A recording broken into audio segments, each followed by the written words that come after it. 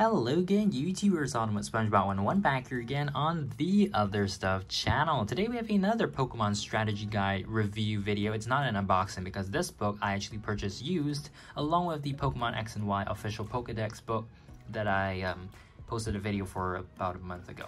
So yeah, I actually can't even remember when that was. I think it was a couple weeks ago. Yeah, so I got this along with that one for about $7 US. Now, as you can see, the cover is really beat up. This is the Pokemon Omega Ruby and Alpha Sapphire official Hoenn Region strategy guide. The cover is completely, well, warped. And of course, you can see this plastic just peeling off on the bottom there. On the spine here, we have the Pokemon Omega Ruby and Alpha Sapphire logos.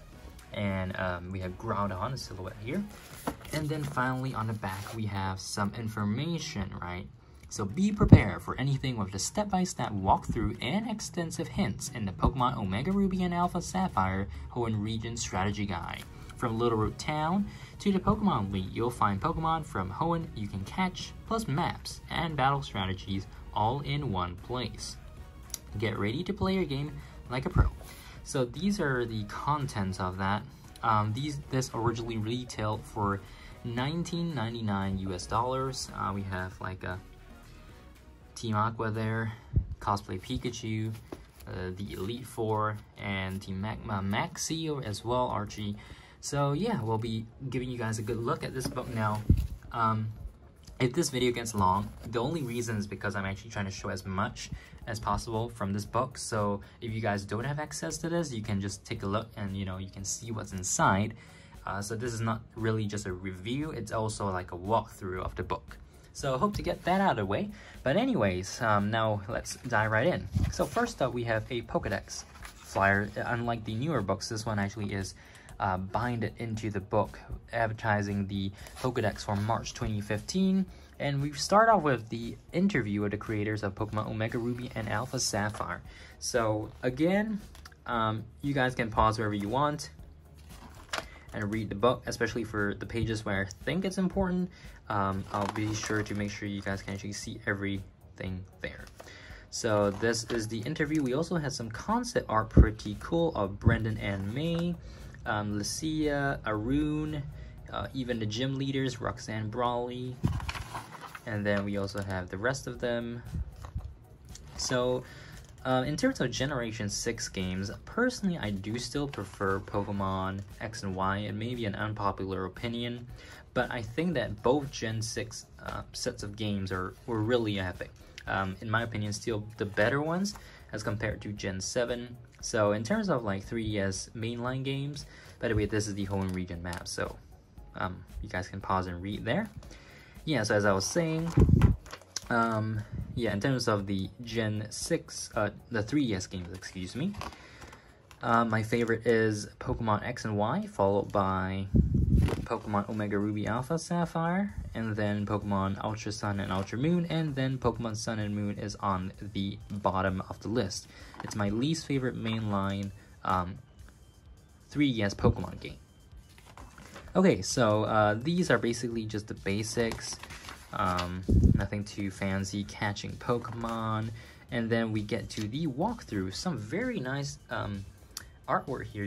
This is, I believe, Route 109 in Slateport City. You can see the cycling road, as well as Mauville City, and then I think that's well, I can't even remember. Yeah, okay, never mind. So yeah, the mountain. It's not Mount Pyre. Mount Pyre is the one where you get the orbs. Oh yes, okay, so that mountain is Mount Chimney. Yep, that's the one. So, over the past 3 years, I'm recording this in October 2020. I started playing Pokemon on the 2DS XL back in August 2017. And since then, I've at least played Pokemon Omega Ruby Alpha Sapphire like at least 15 times. So like going through the entire game. And each time I usually, especially in the later attempts, I tried to finish it ASAP. Because my favorite part of Omega Ruby is the Okay, there are two parts of Omega Ruby that I really like. The first one, of course, is all the new Mega Evolutions. So again, I think ORAS introduced around 20 new Mega Evolutions. And then we also had the Hoopa rings and the post game, right, where you can catch all the legendaries. So the Mega Evolutions and the wide array of legendaries was something I really enjoyed out of ORAS. But in terms of the region, personally, I still do like Kalos. Kalos is my favorite region, followed by Unova. So yeah, I really hope the the Pokemon Journeys anime returns to Kalos more. I don't even have to see like Serena or Clement or anything, because like in episode 25 of the Pokemon Journeys anime, if you haven't watched that before, ooh, look at that! Highlights the Alakazite over there. Okay, yes, as I was saying, yeah, in the Pokemon Journeys anime, the next episode that's coming out in English in December, or episode 25 generally, features Ash's first return to Kalos. It even features a scene of Lumio City when they're flying in, which is pretty cool. I hope I'm not spoiling this for you, but if I am, I'm sorry. I like spoilers, so you just want to talk about it. And so far we haven't seen anything yet. Now the anime in Japan is moving to 6:55 in the evening on October 9th. I'm recording this on October 4th, so far we only know like the Sword and Shield plot line there, but not sure what happens after that. I really do hope they get to go back and battle Diantha, battle Elite Four in Kalos. That would be pretty nice, because one thing I consistently find rather weird is that the Pokemon championships in the games and in the show obviously is completely different, especially in Kalos. So like you had the Lumiose conference, right? And then in the games you actually had to go to the Elite Four Pokemon League to take on the Elite Four and the champion Diantha before you got to become the champion, right? So that's just that. And Ash didn't really get to battle with. Okay, we did see Malva in the Malva interacting with Ash in the Team Flare arc. But as for the rest of them, I don't think we actually saw them interacting with Ash. Okay, so we are already at, I think this is, these are all the optional routes. Pretty interesting, because now in the new games you don't have optional routes to that extent anymore. It's probably like usually 1 or 2 and maybe like an extra dungeon, a couple of dungeons that you don't really have to go to. But in the older games, like in ORAS or Ruby and Sapphire, you had a lot of these areas. So yeah. Oh, by the way, since we are at this page, let's take a look at Mega Evolution. And then over here, just gotta give you guys a good look there.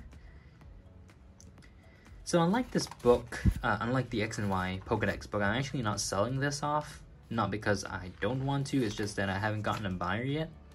So I'm just, just leaving it in my, in a stack of books that I have in a corner of my room. But yeah, once I do get a buyer, I'll just sell it off, because it's not in the best condition. And since I'm making this video, if I really wanted to look back at it, these videos sort of work like a archive of what's inside. So we are now at gym number 6, Fortree City Gym Battle. And then it gives you all the steps essentially, so pretty comprehensive. I'm not sure actually, are the older books more comprehensive than new ones? Like I remember Sword and Shield tried to not be too handholdy in terms of the book. I'm not talking about the game. The game is a whole different thing, but like the book tried to give you like hints and stuff, but off the top of my head, I think it wasn't very straightforward. But anyway, regardless, these are strategy guides, so technically they should be giving you like lots of hints on how to go around. There's even a shaman there. This is Mount Par, and this is where you get the opposite orb, the one that you don't need for the primary version for your native Pokemon. Then we have Team Magma Hideout as well as the Team Aqua Hideout. Okay. And then Moss Deep City. So a lot of things that you could do in ORAS, and that's the thing about it, right? So in new games, we kind of got Sword and Shield, the base game, and then they slowly added on new content through the Isle of Armor and the soon-to-release Crown Tundra. It is releasing on October 22nd, so I will be diving into that the moment it is released. But it always feels like Sword and Shield doesn't have as much content as these older games. I kind of understand why, because, you know, in the quality, or at least the style of the game, you need to have more high definition or clearer models. You know, you had to change the models, you had to change the look of the areas. So I'm not a game designer, but it does look way more complicated. You know, let's say a cave in like the Courageous Cavern, right, in the Isle of Armor. It's not just gonna look like this. It's gonna have like a 3D style to it. So I can understand why. And you know, people always complain about how they are rushing the games. The soaring screens, by the way, is for using the Eon Flute, one of my favorite features. Not my top one, because again, I said Mega Evolutions, and these ones, the Mirage Spots, you know, for legendary legendary Pokemon is my favorite. But anyway, yeah. So personally, I do want more content. So I'm perfectly fine with them just releasing content more frequently. Even if it has to be like smaller installments, I'm actually quite okay with that, rather than keeping it all for one. And even when they kept it all for one, it's not guaranteed that you'll actually get a lot of content.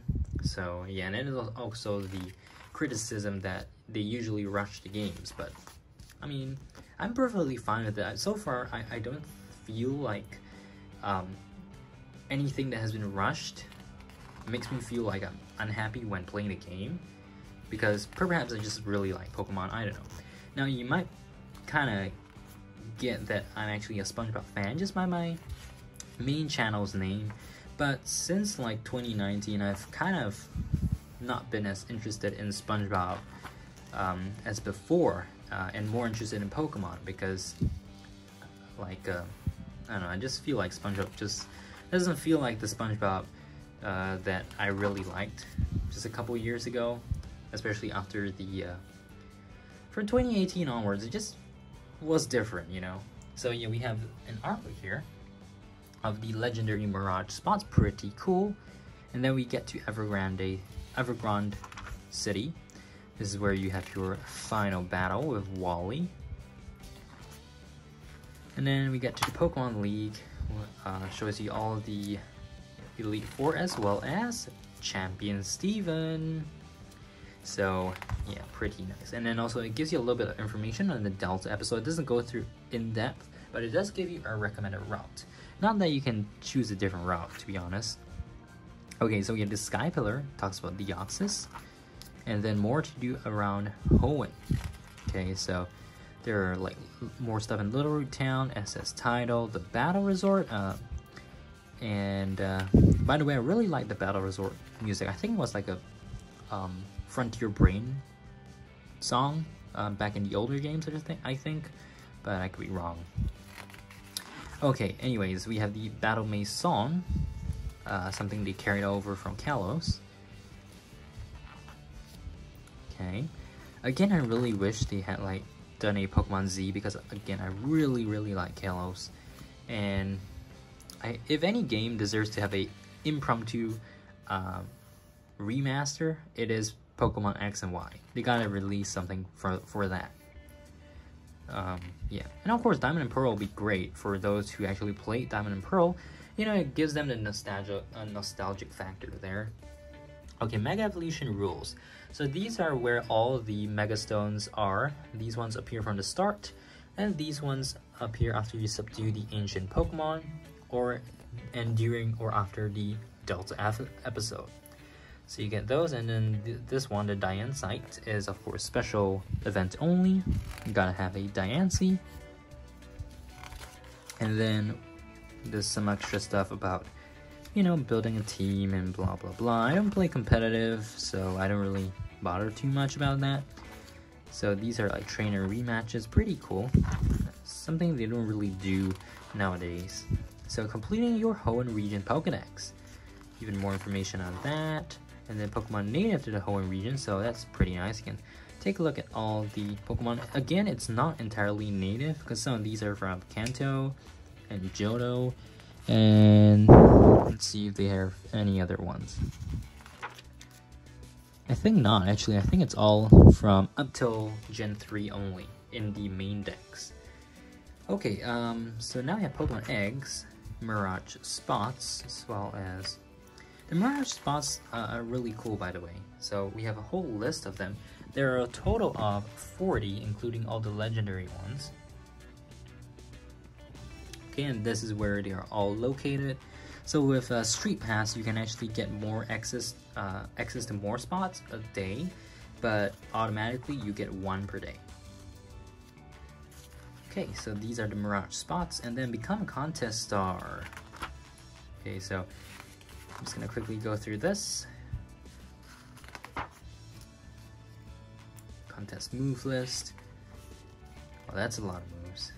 Not sure you guys can see it, but you know, I don't really want to spend too much time on this portion of the book.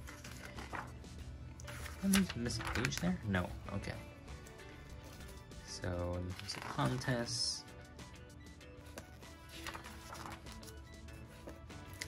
So yeah, what are the odds that we will finish this book before 30 minutes? I'm not sure. Secret bases, this artwork is pretty nice. Okay, secret spot locations. These are all the secret spots that you can get to in Hoenn. More of those. More of those, there's lots of them. Okay, and then also skills that secret pals can learn. All that great stuff. And all these are the furniture you can get for the secret base. So pretty nice as well. Okay, then we also have a rundown of the PSS. Now the PSS is basically the online, well, allows you to use online features, right? So that's where all the online stuff is consolidated into. And then we talk about O powers and super training, which again is also brought over directly from X and Y. We have Pokemon Ami, Pokemon Global Link, which is no longer active, and then adventure data. Okay, so this part I'm actually not gonna go through one by one, but basically that's the explanation of the moves list, and these are all pretty much all the moves that you can get. Oh, okay, so this one I do want to show. So how to obtain TMs and HMs. So these are exactly where all the TMs and HMs are located. Okay, and then there's also the move tutors. Right, and then where to forget moves, the move to the leader is in Lilico City. And then we also have more abilities. Nothing too special there. Wait a minute. Oh, okay. Pokemon's nature and characteristics. Okay, and then we have all the base stats here. We have suggestions of hordes of Pokemon battle for great base stat increases. That's pretty useful. So you guys can take note of that.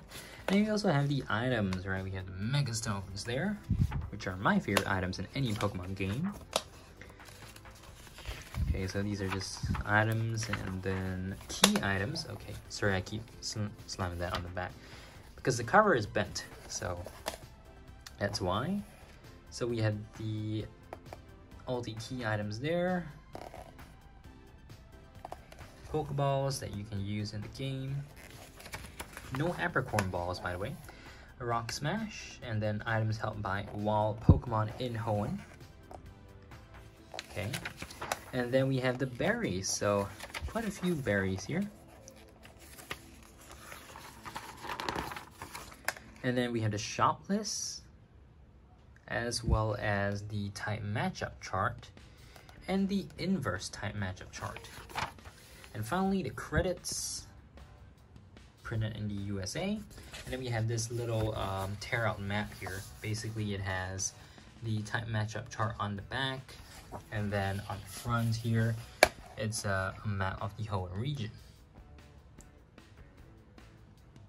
Okay, so that is pretty much it for the Pokemon strategy guide. So indeed, we did not have to make this video a 30-minute one, but overall, I hope you guys enjoyed this look at the Pokemon Omega Ruby and Alpha Sapphire strategy guide. Make sure to subscribe, like, favorite, comment, etc. Keep it right here on the Other Stuff channel for more, and stay tuned for more Pokemon related videos. I'm not sure exactly what the next Pokemon video will be about. Probably about the Crown Tundra or something, but we'll have to wait and see. So yeah, I'll see you guys in the next one. Bye!